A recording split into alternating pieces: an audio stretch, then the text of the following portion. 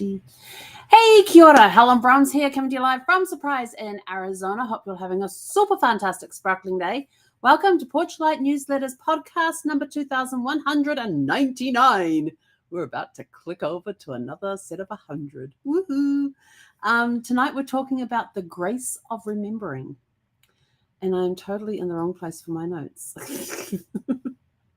I type my notes up, I put them on my screen, and then I go and screw it all up because I go and do something else in the meantime. One moment, please. Let me get back here. There we go. All right, now I'm in the right place. So today's been a bit of a busy day. I got a shock. I was uploading I've uploaded up to journal 9 now. So today we did 7, 8, and 9. When I was on 8, it asked me for an ISBN number. I'm like, you gave me the option of having one and not having one, and I chose not to have one. Now you're asking, now I'm requiring it. And it wasn't until after I had published it for review that I realized, I bet I didn't check the box for low content, which is what journals are, low content. And I bet it's going to treat it like a book, and it's going to bounce back because it's not. I haven't checked it as a low content, so it's going to bounce it back to me. But them's the things and the ways they goes. So tonight we're talking the grace of remembering. Remembering is more than recalling facts or events. It's a gentle act. It's the gentle act of keeping love alive. In grief, memories become the threads that tie our hearts to the ones we have lost. They can bring a smile, a tear, or both in the same breath. And one thing I always do when I hear somebody's lost a loved one is I send them a note, and my wish for them is that the wonderful memories that they created with the person brings them some comfort as they prepare to celebrate their life. But it's not just as they prepare to celebrate their life, it's beyond that as well. So it's looking at how do we remember our loved ones? We remember our loved ones in all of our everyday things. What it teaches is that memories are living things. They evolve with us over time. Remembering is a choice, and sometimes it's a discipline, especially when grief tries to numb the senses.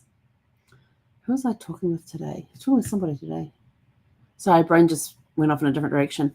Acts of remembrance, whether a photo, a story, or a tradition, help to affirm the value of a life and a love shared. Right now in my bedroom, on my bed, the half of the side that Zephy would sleep on, it's still got her bed made up there. I haven't taken it down or anything. I don't know when I'll take it down because right now I need that there. I need to remember. And every morning when I get up, I walk over there, I brush my hand across her blanket that she would use as a pillow, say good morning to her. And then in the evenings when I go to bed, I again brush my hand across that pillow area to say good morning, good night to her as well. And I can reach across because I can. She would sleep like way down the foot of the bed. She'd sleep right up the head. When she's at the head of the bed, I could put over and put my hand on it, and like just put my hand underneath her paw, and she'd just like retract her. She didn't like her paws being touched.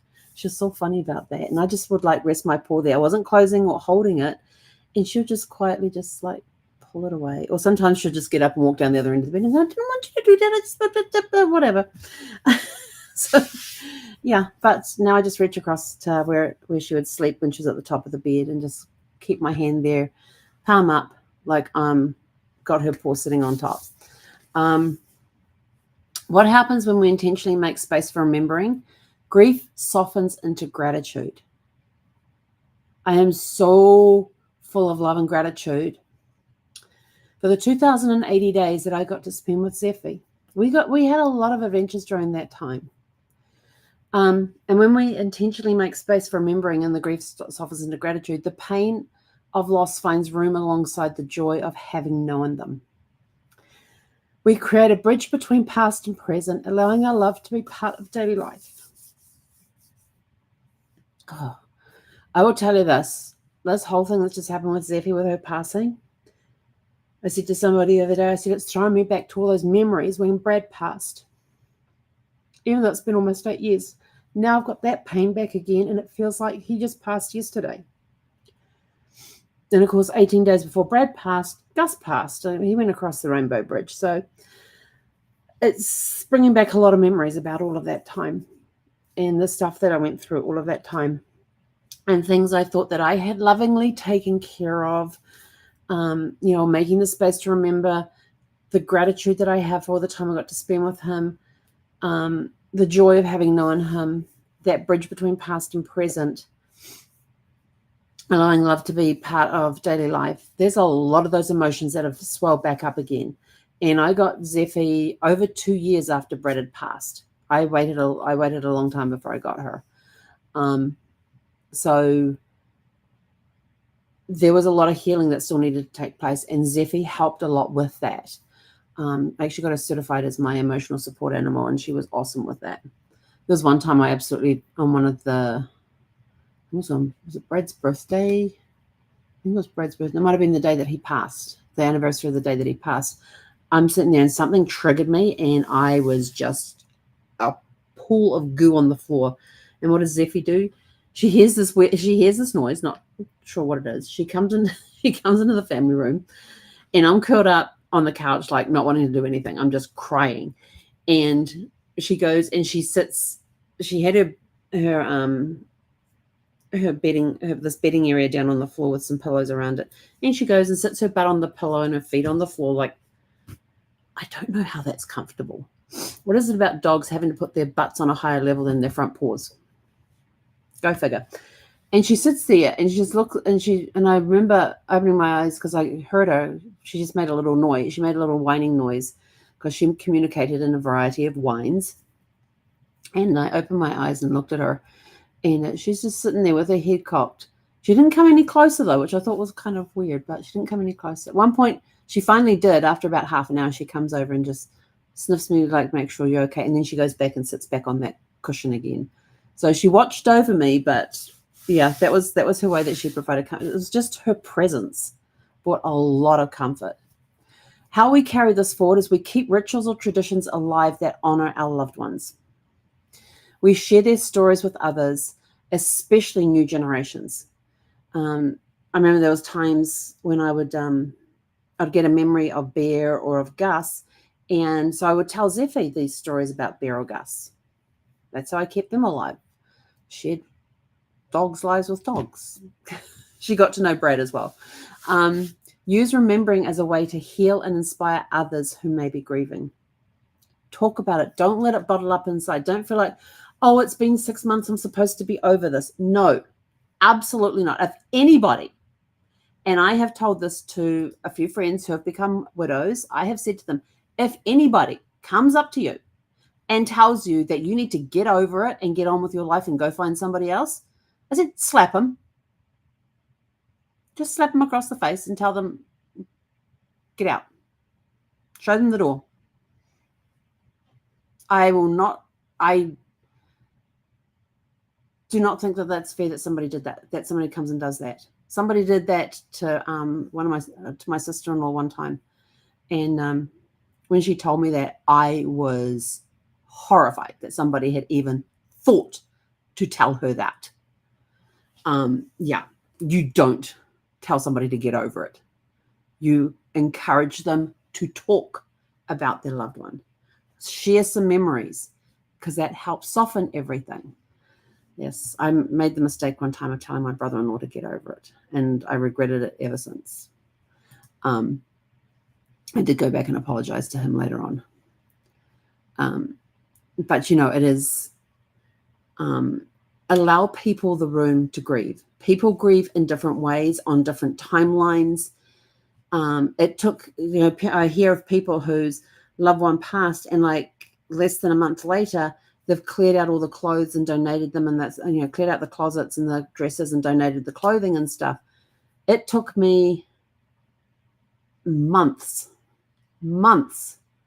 Like I looked at, we didn't have any closet doors in our closet, and so you could see half the closet was Brad's stuff, half the closet was my stuff. His dresser was there, my dresser was over here. And I remember getting out of bed one morning and thought, I'm going to clear his part of the closet out today.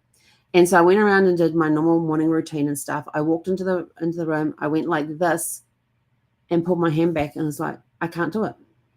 I could not do it. My hand would hover above the hangers, but it wouldn't grab them. I couldn't do it. I could not take his stuff out of the closet. I was only going to put it into the next room, onto the guest bed in the guest bedroom, but I couldn't. It took me months to get to that point. Other people, within days or weeks, the clothing's all gone. That's why grief doesn't follow a pattern.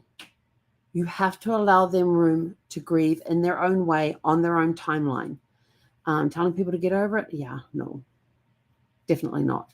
When we choose to remember, we carry forward the best parts of those we've lost. Their influence, their laughter, their lessons all remain woven into who we are and how we live.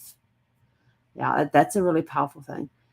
And there's times that I've been laughing and crying as I've shared stories of Brad with the boys, or with my grandsons and that sort of thing. And I have to tell you, my 3 oldest grandsons are hilarious. The oldest one has a watch phone, and he called me today.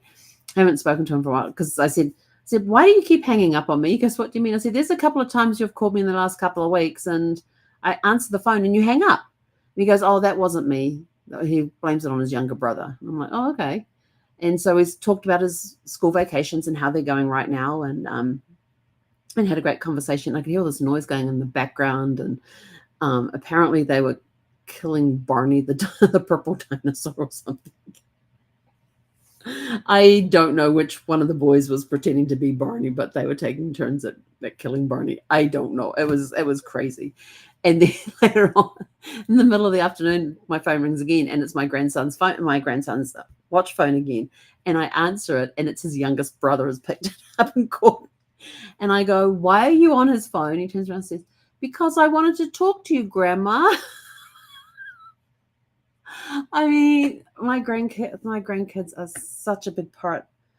They are such a delight, and I just love them to death and love interacting with them. But I thought it was funny. I said, so what's your brother? Did you ask your brother for permission to get on the phone? Yes. I said, did you? I'm in the pool. I said, you're in the pool with his phone and with his watch? No, Grandma.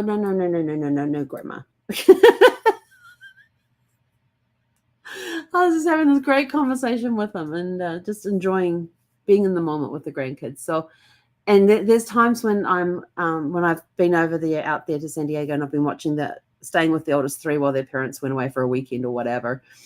And they'll come up, and Grandma, can you tell us stories? Because they know Grandma loves to tell stories. So they got stories about their father and their uncles and their grandfather, all sorts of stuff. And it's very hard when you're relating some of these stories to kids, that some of them bring back up a lot of emotions and things, and just trying to keep it on a level where you're not going to scare the kids because you burst out crying. That's hard to do. But I love telling them stories about their grandfather, about their dad and their uncles when they were growing up, and things like that. There's some great stories out there to be told. So, remember those stories and take time to pass them on to the younger generations, because some of those stories may be that little spark that fires some spark, and maybe that spark, that fire, ignites the fire inside them for something that they want to do in life, because now they have a connection to a relative who used to do that, or who went and did that, and they go, oh, that person did it, I can do it too. So you never know what it's going to spark. But I also tell them stories about their great grandmother and things like that too. So some of their great aunts and uncles, and there's just some great stories out there that you can tell, and it's a lot of fun, and it brings me a lot of peace, and it brings up a lot of love and gratitude when I tell those stories. I love that. And, I'm even passing along some of the stories that my mother-in-law used to tell me about her side of the family, her dad's side, her husband's side of the family. And because I never got to meet her husband, but so I get to pass on some of the stories that she's passed on to me that I can remember, because I didn't write them all down at the time. That's why I learned to take a digital recorder with me whenever I went to talk to her. So the ones I do remember, I do tell the kids these stories so that they've got that. So we're up to our reflection journal time. reflection journal. Porch light reflection journal. So you can use any of these porch light pages, which are the blank ones. These are the ones with the thoughts on them. What's on this one? Think of a moment you felt deeply understood. What made it so meaningful? It's not a bad question. So your reflection journals, reflection questions. And guess what's getting uploaded on Sunday, I think it is, will be the volume 15, which will be for this week. Pretty sure I'm on 15. Hang on. I now have a notebook with all of these in instead of my little paper, my tacky paper. Yes, volume 15, The Shape of Grief. That's what we're doing this week. So this is the last episode of that. And so the journal for this will be uploaded on Sunday, provided all the other journals have been uploaded on time and okay. So, but anyway, but we'll let you know when it becomes available for sale. So your reflection questions for tonight, we've got 4. What memory of your loved one always brings an unexpected smile? How have your memories of them shifted or deepened over time? And they do shift and deepen. What is one traditional ritual you can keep or start in their honor? And how could sharing their story bring comfort or inspiration to someone else? I have shared Brad's story with cancer with some caregivers who I mentor, and they have found, because I've told them their story and then how I worked through whatever issue we were having, how I dealt with it. But they got to hear Brad's story, and it gave them such a source of comfort to know that, we can get through this, we can make it, we can do this. So it's been I enjoy sharing his story, even the bad times, and some of them are still lingering with some anger issues in there. There are some I still get worked up about if that memory comes up, or they tell me something which sparks that memory of that particular incident and things, like most of his 87 days stay in hospital. Then it brings up all the memories of all of that and the difficulties we had with some of the staff and them constantly changing. They change doctors every Tuesday. Every Tuesday we got a new doctor. I don't think we ever had the same doctor twice. I would have to go back and have a look on my planner, because in the planner I would put who the doctor was for the week. And then, of course, they'd come and visit on Tuesday. They were just getting up and going. And then by Thursday, they had a plan. And then by Friday, they put the orders in to implement it. And over the weekend, all the departments were closed. And they'd come in on Monday to get all these tests done. And they were gone on Tuesday. And we'd start the training all over again. It was a wild ride, I tell you. So our closing thoughts for today. The grace of remembering is that love never truly leaves us. It simply changes form, finding new ways to be present. And with that, we are out of here. Go out, have a super fantastic, sparkling evening, and we will catch you guys back here tomorrow evening at 6 p.m. Pacific. Hei konara.